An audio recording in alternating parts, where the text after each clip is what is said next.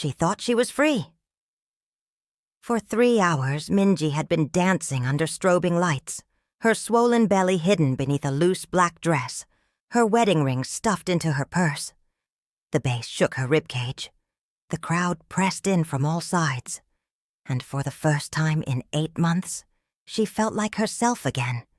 Not his wife, not his possession, not the woman who slept in a mansion with armed guards at every door. Just Minji, 24 years old, alive. But at 2:47 a.m., the music stopped. Not gradually, not naturally. Someone cut the power to the entire club. The lights died, the speakers went silent, and in that sudden, suffocating darkness, Minji heard something that made her blood turn to ice. Footsteps, slow, deliberate, coming closer. When the emergency lights flickered on, she saw him standing 20 feet away, flanked by 6 men in black suits. His face was expressionless, his hands were in his pockets, and his eyes were locked on her like a predator that had finally cornered its prey. Kang Tae-jin, her husband, the youngest underboss in the Seoul underworld, the man who'd promised to love her forever.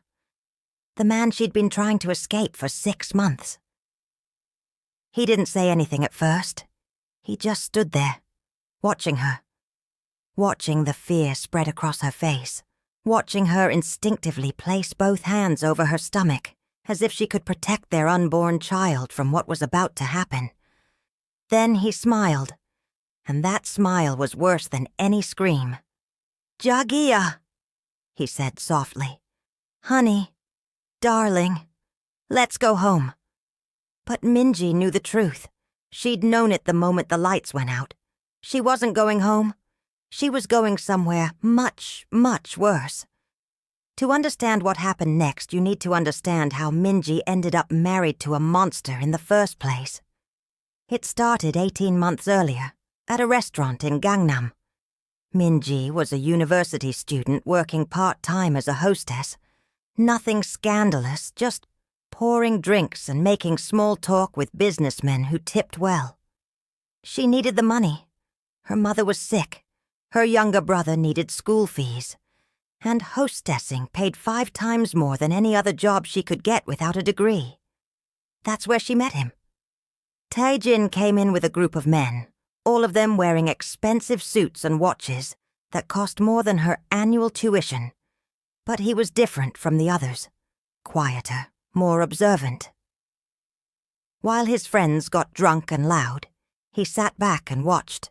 He barely touched his whiskey, and he couldn't stop looking at Minji. At first, she thought it was just another customer with a crush.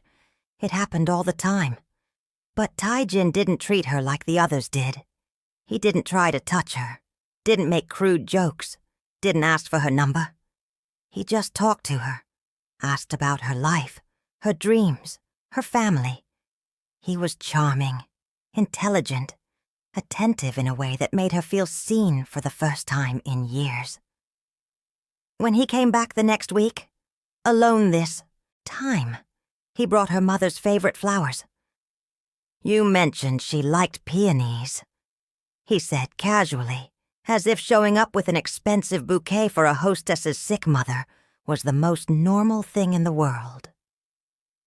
Minji should have been suspicious, but she was tired, she was broke. She was drowning in debt and responsibility and fear. And Tae-jin looked at her like she was the only person in the room. 3 months later, they were engaged. 6 months after that, they were married in a private ceremony that cost more than Minji's childhood home. She didn't find out what he really did for a living until 2 weeks after the wedding. The first sign was the security. Everywhere they went, men in suits followed at a distance. When she asked Tae-jin about it, he smiled and said, "I have business competitors. They can be aggressive." She accepted that answer because she wanted to believe him. The second sign was the money. Tae-jin gave her a black credit card with no limit. He bought her designer clothes, jewelry, a penthouse apartment with a view of the Han River. When she asked what kind of business generated this much cash, he said, import-export, real estate, investments. Half-truths wrapped in expensive paper. The third sign was the phone call. She'd answered his cell by accident one afternoon, while he was in the shower. A man's voice on the other end said, "We have a problem with the shipment from Busan. 2 of them didn't make it. What do you want us to do with the bodies?" Minji hung up. Her hands were shaking so hard she dropped the phone. When Taijin came out of the bathroom, she was sitting on the bed, staring at nothing. He knew immediately. He always knew. He sat down beside her, still wet from the shower, and took her hand. "I wanted to tell you," he said quietly, "but I was afraid you'd leave." "What are you?" Minji whispered. He didn't answer right away. He just looked at their joined hands, his thumb tracing circles on her palm. When he finally spoke, his voice was almost sad. "I'm the man who keeps Seoul running. I'm the man politicians call when they need problems solved. I'm the man who makes sure certain shipments arrive, certain people disappear, certain transactions go smoothly." He paused. "I'm the man you married." Minji tried to pull her hand away. He held it tighter. "You can't leave," he said, still in that same soft, sad voice. "You know that, right? You're my wife now. You're mine. And in my world, what's mine stays mine." That was the moment Minji realized she hadn't married a man. She'd married a cage. For the first few months, she tried to make it work. She told herself that Taijin loved her, that he'd never hurt her, that she could survive this if she just kept her head down and played the role of the perfect wife. And in some twisted way, he did love her. He was never physically violent, never raised his voice, never laid a hand on her in anger. But he controlled everything. Who she saw, where she went, what she wore, what she ate. He tracked her phone. He had his men follow her everywhere. He made it clear that any attempt to leave would be unsuccessful. "I don't want to lock you up, Jagia," he'd say, stroking her hair like she was a child. "But I will if I have to. You understand, don't you? I can't lose you. I won't." The suffocation was slow, methodical, like drowning in honey. By the time she found out she was pregnant, Minji had already started planning her escape. Here's the thing about being trapped. You learn to see opportunities everywhere. A guard who looks at his phone too long, a door left unlocked, a moment of inattention. Minji collected these moments like currency, storing them away for the day she'd finally make her move. The pregnancy complicated things. Taijin became even more obsessive, hiring doctors to monitor her constantly, installing cameras in their bedroom, forbidding her from leaving the penthouse without an armed escort. "You're carrying my child," he'd say, placing his hand on her stomach with disturbing tenderness. "My heir. Nothing can happen to either of you. Nothing." But the pregnancy also gave her leverage. Taijin had to let her out for prenatal appointments. He couldn't watch her every second. The doctors were sympathetic, professional. They asked the right questions, noticed the fear in her eyes. One of them, Dr. Kim, slipped her a card during an examination. No words, just a card with a phone number, a women's shelter, an escape route. Minji memorized the number and flushed the card down the toilet. 3 months into the pregnancy, she made contact. The shelter connected her with an underground network that specialized in helping women disappear. They gave her a burner phone, a safe house, a fake ID, a plan. All she had to do was wait for the right moment. That moment came 4 weeks later, during one of Taijin's business trips to Busan. He'd be gone for 3 days. His security would be split between protecting him and watching her. The window was small, but it was there. On the second night, Minji told the guards she was going to bed early. She took a sleeping pill, visible in their sight, and went to her room. But she didn't swallow it. She waited. At midnight, when the night shift guards were settling in, she climbed out the bathroom window onto the fire escape she'd been studying for months. She made it 6 blocks before she realized she was free. She made it 12 blocks before she started to believe it. She made it to Hongdae, to the pulsing heart of Seoul's nightlife, before she decided to do something stupid. She went to a club. Looking back, Minji would never be able to explain why she did it. Maybe it was the adrenaline. Maybe it was the sudden, intoxicating rush of freedom. Maybe it was because she'd spent 8 months as a prisoner, and she wanted to feel alive just once before she disappeared forever. Whatever the reason, she paid the cover, walked into that club, and lost herself in the music. For 3 hours, she was nobody. Just another woman in a crowded room, dancing, laughing, feeling the bass in her chest and the life in her belly and the future spread out ahead of her like an open road. She was going to make it. She was going to get out. She was going to raise her child far away from Kang Tae-jin and his world of violence and control. She was going to be free. And then the lights went out. In the emergency lighting, Tae-jin looked like something from a nightmare. His face was pale. His jaw was clenched. His hands were trembling, with barely contained rage. But his voice was calm, always calm. "I've been looking for you," he said, walking slowly toward her. The crowd parted like water. No one wanted to be anywhere near what was about to happen. 3 hours, Jagia. 3 hours I've been searching every club, every bar, every hole in this city. Do you know what I thought? I thought something had happened to you. I thought someone had taken you. I thought... His voice cracked just slightly. I thought I'd lost you.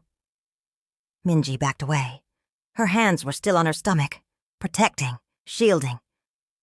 "Don't come near me," she said. Her voice was shaking. "Don't touch me." Tae-jin stopped. For a moment, something flickered across his face. Pain. Genuine pain.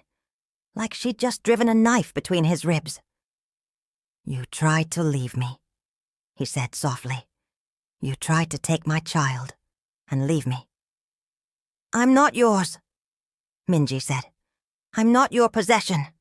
I'm not your..." "Yes, you are." The words hit like a slap. Tae-jin closed the distance between them in 3 strides, grabbing her arm with one hand, placing the other on her stomach. His grip was firm, but not painful. He never hurt her. That was the worst part. He never had to.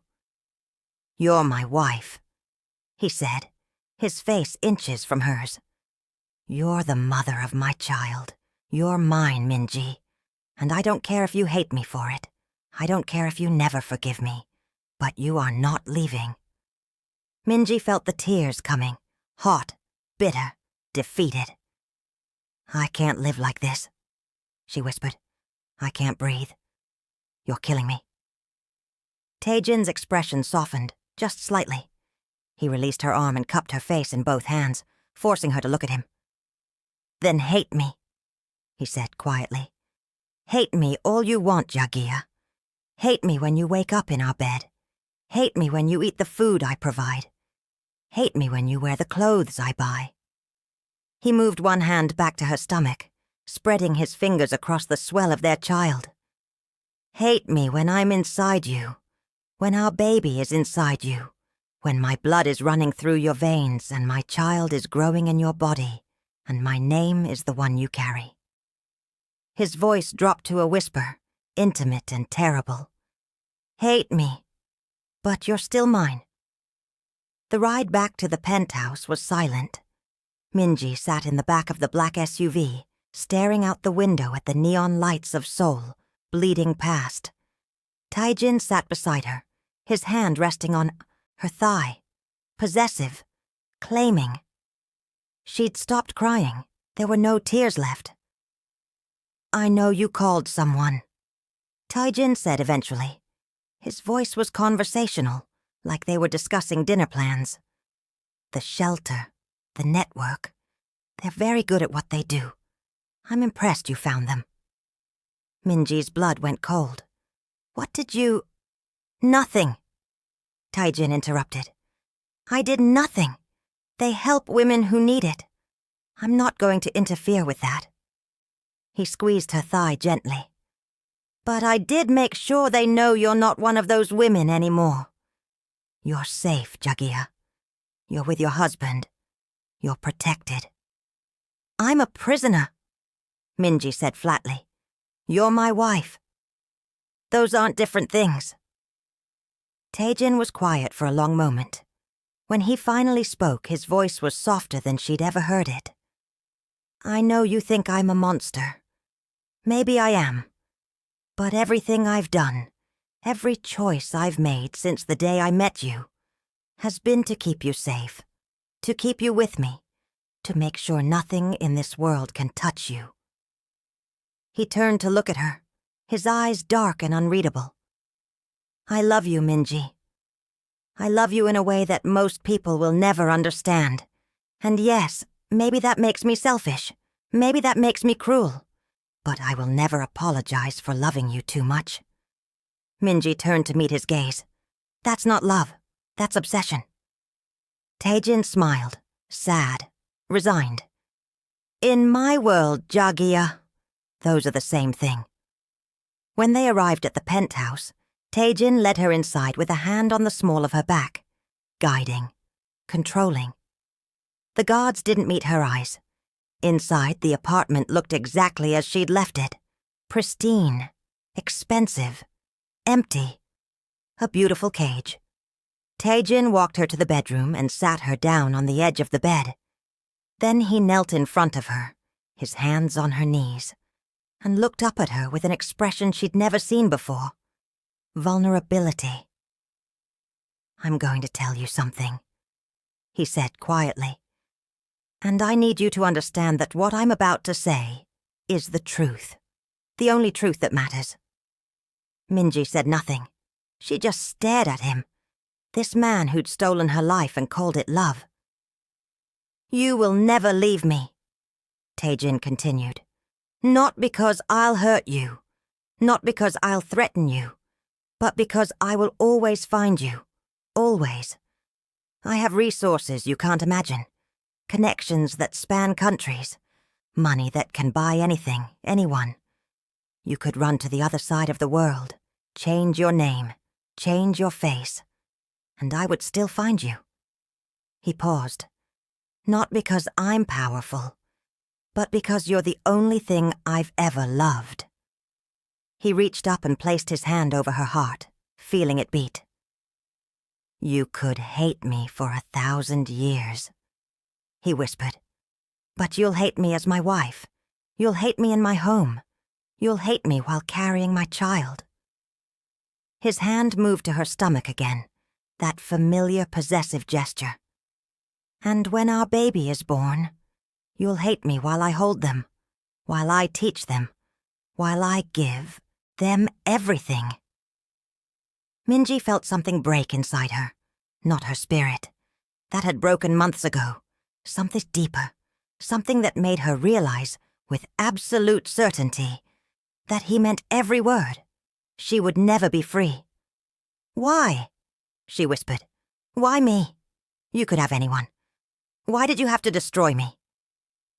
Taijin stood and pulled her to her feet, wrapping his arms around her, holding her against his chest. She could hear his heartbeat, steady, strong. "Because the moment I saw you," he said into her hair, "I knew you were the one thing in this world worth keeping." 3 months later, Minji gave birth to a daughter. They named her Yuna, light, hope. Taijin held the baby like she was made of glass, tears streaming down his face, whispering promises in Korean that Minji couldn't quite hear. Promises about protection, about power, about legacy. Minji watched from the hospital bed, exhausted and numb. The nurses congratulated her. The doctor smiled. Taijin's men stood guard outside the door. And Minji realized something that made her want to scream. She loved her daughter, instantly, completely, with a ferocity that terrified her. And that love was another chain, another lock on her cage. Because now she had something else to lose. Now Taijin didn't just own her, he owned her heart.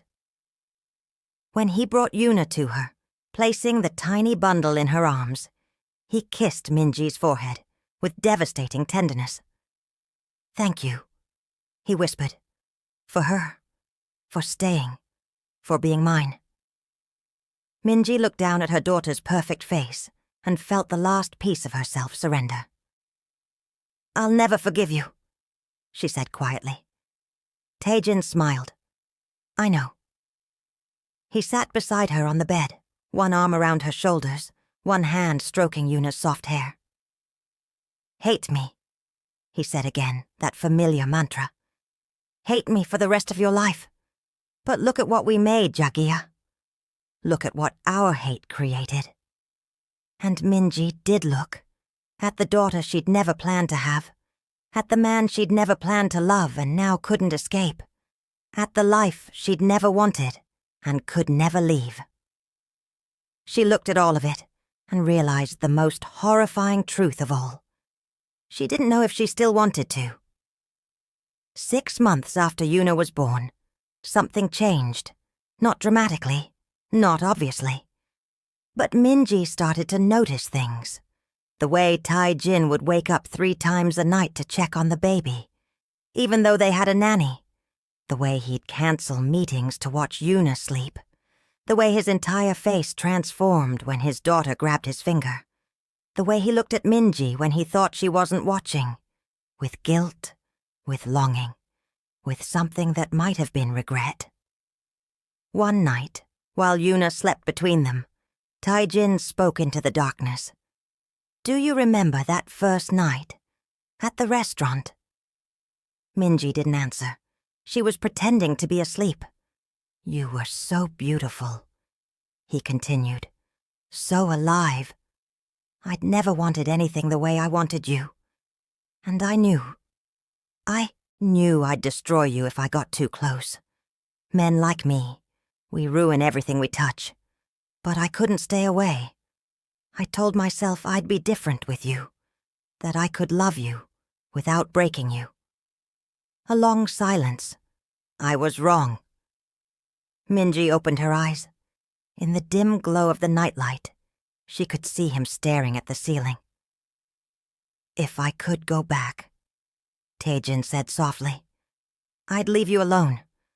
I'd let you live your life, find a good man, someone safe, someone who'd make you happy instead of making you a prisoner." He turned to look at her, and she saw tears on his face, actual tears. "But I can't go back, and even if I could, I'm selfish enough that I don't know if I would." Minji studied his face. This man who'd stolen her freedom and called it protection. This monster who cried over their sleeping daughter. "Do you want me to forgive you?" she asked. "No," Taijin said immediately. "You should never forgive me. What I've done to you." He shook his head. "It's unforgivable." "Then what do you want?" He reached across their daughter to touch Minji's face, his thumb tracing her cheekbone. "I want you to survive me," he said. "I want you to still be you when this is over. When I'm gone, when the life I've built collapses, when everything I've done catches up with me. I want you and Yuna to walk away and be free. Really free." Minji felt something shift in her chest. Not forgiveness, not love, but something. Understanding, maybe. Or exhaustion. "You're not going to let me go," she said. It wasn't a question. "No." "You're not going to stop controlling me." "No." "You're going to keep me here until one of us dies." Taejin's expression cracked. Yes. Minji closed her eyes. Then stop pretending this is love. Stop acting like you're protecting me. Just be honest. You're keeping me because you want to. Because you're selfish. Because you can't stand the thought of me belonging to anyone else, even myself. You're right, Taejin whispered. You're absolutely right. They lay in silence, their daughter breathing softly between them. And Minji realized something that should have terrified her, but instead just made her feel tired. She'd stopped planning her escape. Not because she'd given up, not because she'd accepted her fate, but because somewhere in the past year, between the fear and the anger and the exhaustion, something had shifted. She'd learned to navigate this cage. She'd learned which walls could be pushed and which were immovable. She'd learned to find space in the suffocation. She'd learned to survive. And maybe that was the most horrifying thing of all. Not that Taejin had broken her, but that she'd adapted. That humans could adapt to anything, even this. Even loving your captor's child. Even sharing a bed with your kidnapper. Even finding moments of peace in a prison made of money and obsession. I don't forgive you, Minji said into the darkness. I know. I'll never forgive you. I know. But I'm too tired to hate you anymore. Taejin let out a shaky breath. That's enough. That's more than I deserve. He reached across Yuna one more time and took Minji's hand. She didn't pull away. She just let him hold it, his thumb tracing the same circles he'd traced the day he told her what he really was. Hate me when I'm inside you, he'd said. But she couldn't anymore. The hate had burned out, leaving only ashes and acceptance and a strange, twisted form of coexistence.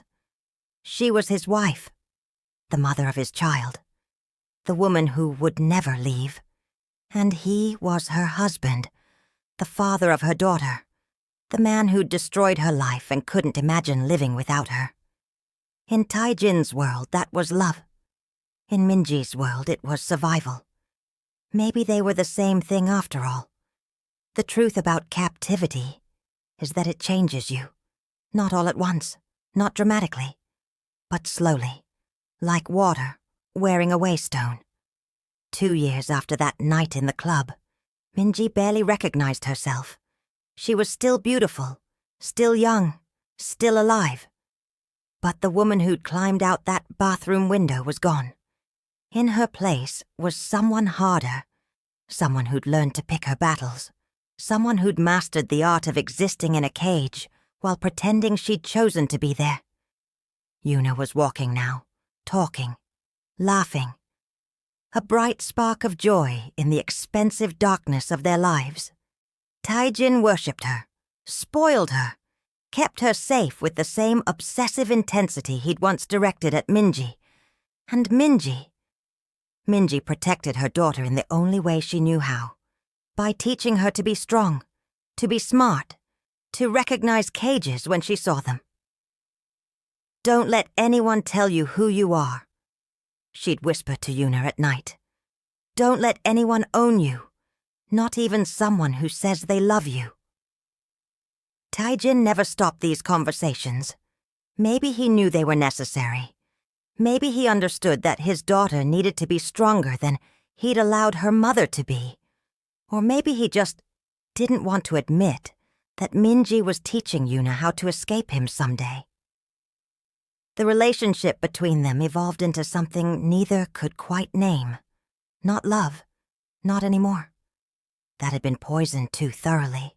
Not hate, either. That required too much energy. And they were both so tired. It was something in between. A kind of intimate entanglement. They knew each other's wounds. They'd inflicted most of them. Taejin still controlled everything. But he'd learned to ask instead of demand, to request instead of command.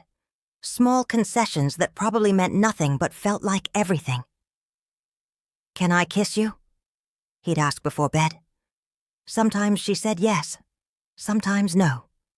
He accepted both. "Will you come with me to dinner?" Usually she went, not because she wanted to, but because resistance was exhausting. "Do you hate me today?" "Yes." "Good." It was a strange kind of honesty, brutal, unflinching. Minji would never love him again. They both accepted that. But she was his wife. She was trapped. And she'd learned to find peace in the spaces between his obsession. She read. She painted. She raised their daughter. She existed. And Taijin protected her from everything except himself. 4 years after the club, something happened that changed everything. Taijin came home bleeding. Not a lot. Not fatally.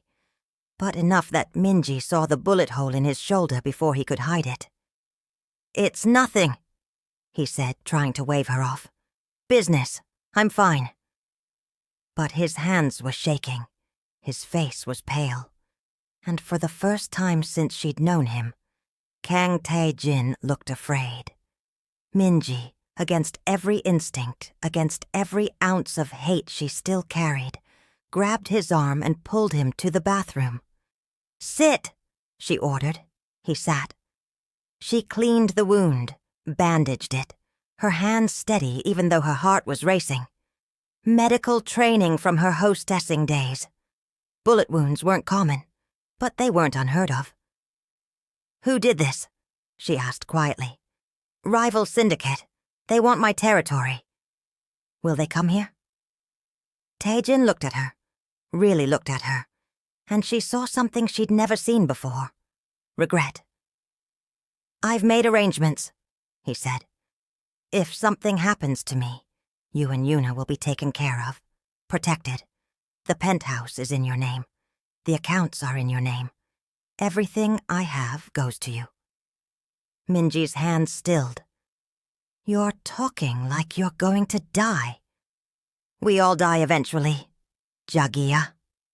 "Stop calling me that. I can't."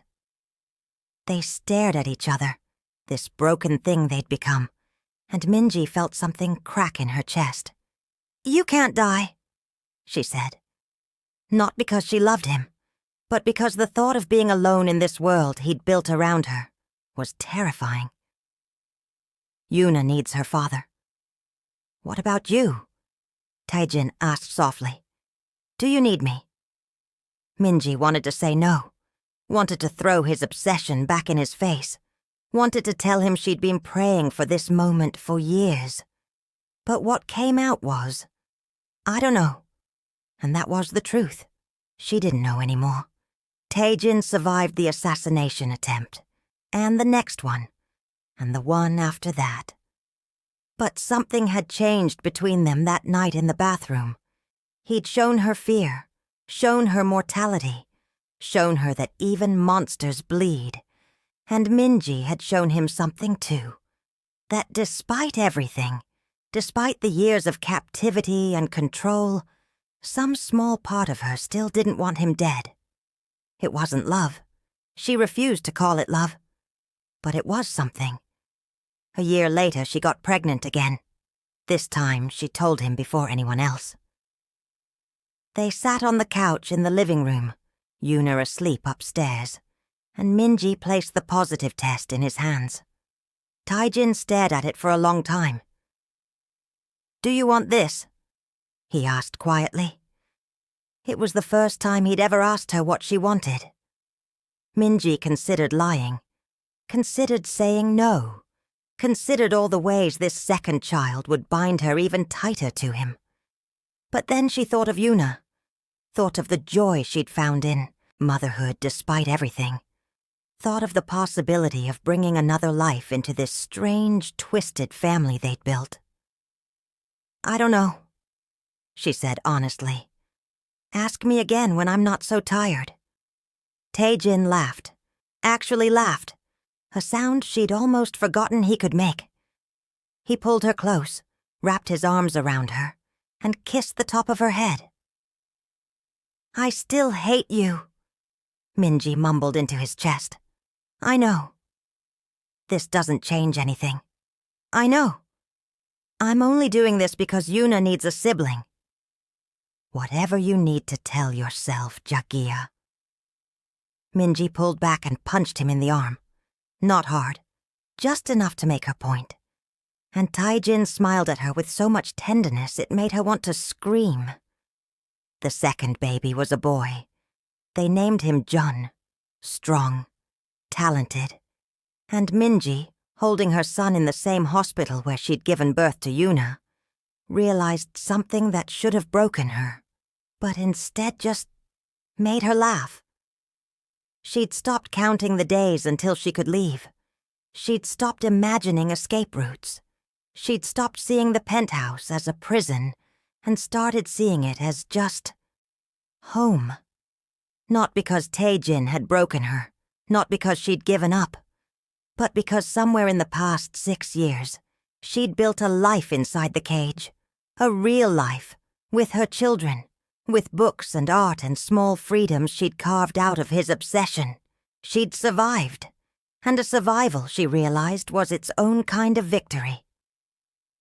Taejin came into the room, Yuna holding his hand, both of them staring at the baby with matching expressions of awe. "He's perfect," Yuna whispered. "Just like his sister," Taejin said, kissing the top of her head. Then he looked at Minji, and in his eyes she saw everything. The obsession, the guilt, the love that had destroyed her and rebuilt her into something new. "Thank you," he said, "for surviving me." Minji looked at her children, her beautiful, innocent children who didn't know their father was a monster or that their mother had once tried to escape him. "I didn't do it for you," she said. "I know." He sat on the edge of the bed, his family around him, and for a moment he looked almost peaceful. Minji would never forgive him, would never love him the way she once had, would never forget what he'd stolen from her. But she would survive him. She would raise their children. She would find her moments of peace. And maybe, in a world where love and captivity were the same thing, that was enough. 7 years after that night in the club, Minji stood in the penthouse, watching Seoul spread out beneath her like a kingdom of lights. Behind her she could hear Yuna helping Jun with his homework. Taejin was at a meeting, likely doing terrible things she'd learned not to think about. The penthouse was quiet, expensive, safe. A cage she'd learned to live in.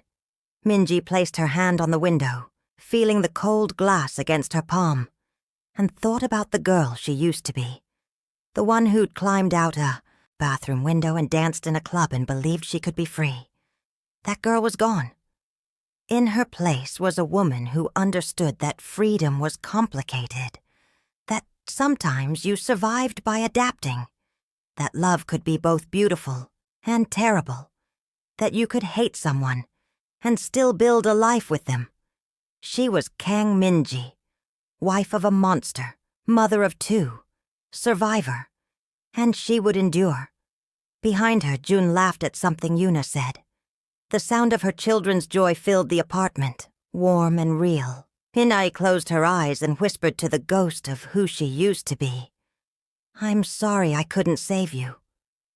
Then she turned away from the window and walked back to her children, back to the life she'd built inside her cage, back to survival. And in a strange way, that was its own kind of freedom. If you've watched this far, you understand something most people never will, that the line between love and captivity isn't always clear. That survival takes many forms, that sometimes the cages we live in are built by the people who claim to love us most. Minji's story isn't a love story. It's a survival story, and she's still surviving, one day at a time, in a penthouse in Seoul, where the doors are always locked and the man she married will never let her go. Hit that subscribe button if you want more stories that show you the dark side of obsession.